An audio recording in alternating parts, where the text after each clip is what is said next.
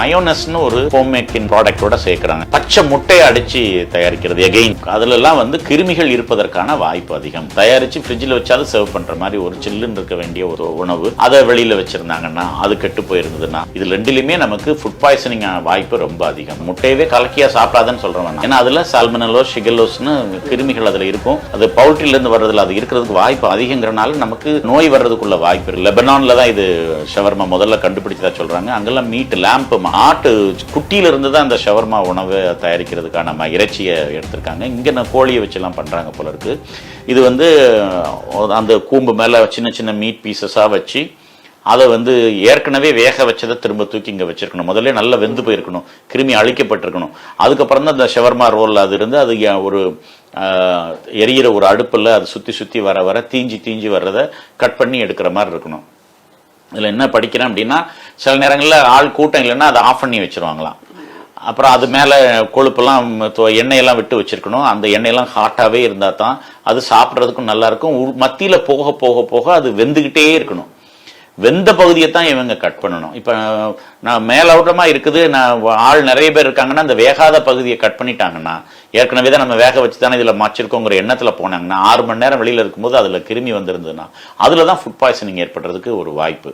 ரெண்டாவது வாய்ப்பு, இதை மயோனஸ்னு ஒரு ஹோம் மேக்கிங் ப்ராடக்டோட சேர்க்கிறாங்க. இது பச்சை முட்டையை அடிச்சு தயாரிக்கிறது. எகெயின் நான் கலக்கி சாப்பிடக்கூடாதுன்னு சொல்றதுல உள்ள ரிஸ்க், அல்லது ஹாஃப் பாயில் சாப்பிட்றதுல உள்ள ரிஸ்க், நீங்க கேட்ட மாதிரி அறகுறையா வேக வச்சு சாப்பிடக்கூடாது அப்படின்னா அதுல எல்லாம் கிருமிகள் இருப்பதற்கான வாய்ப்பு அதிகம்.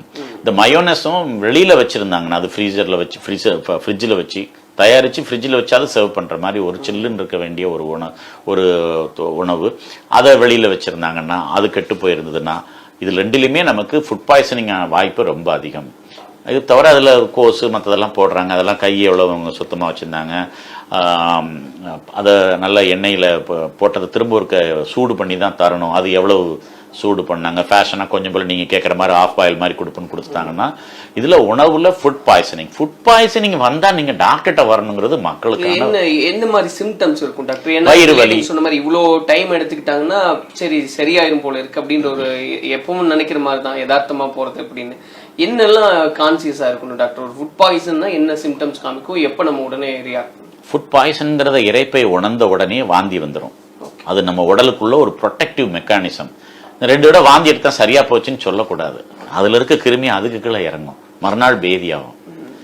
கிருமி குடலுக்குள்ள போய் அது பேதியாக ஆரம்பிக்கும். உணவு குழாயிலிருந்து வெளியே தள்ளி உடலே அந்த உணவு இது விஷம் உனக்கு வேண்டான்னு சொல்லி தள்ளுறது அந்த வாமிட்டிங். அதோட டாக்டர்கிட்ட வர பார்க்கணும்.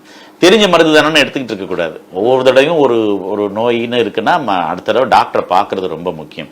அப்போ அந்த கிருமிக்கான மருந்துகளை தர்றது மூலமாகவும் அந்த கிருமிகள் சுத்தமா அழிக்கப்படும் போது அந்த நம்ம ஃபுட் பாய்சன்ல இருந்து வெளியில வந்துடலாம்.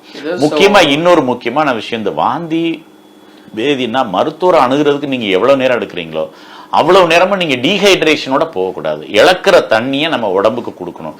ஒரு நாளைக்கு 1.5 லிட்டர் தண்ணியை நம்ம இழக்கிறோம். அதனாலதான் 2 லிட்டர் தண்ணியை குடிங்கன்னு நம்ம சொல்றோம். பகல்ல 2 லிட்டர் தண்ணியை குடிச்சிங்கன்னா நைட்ல எழும்ப வேண்டாம்னு சொல்றோம்.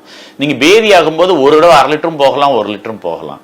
ஸோ நீங்க உடல்ல ஒரு நாள் பூரா இழக்கிற தண்ணியை ஒரே நிமிஷத்துல இழந்துட்டு தண்ணியும் குடிக்காம நிறைய பேர் அதுல இழக்கிற உப்பும் அதுல நம்ம இழந்துருவோம். அதனாலதான் ORS உப்பு சர்க்கரை கரைசலையோ அல்லது ORS பவுடரே இப்ப நிறைய விற்கிறது எல்லாருக்கும் தெரியும்.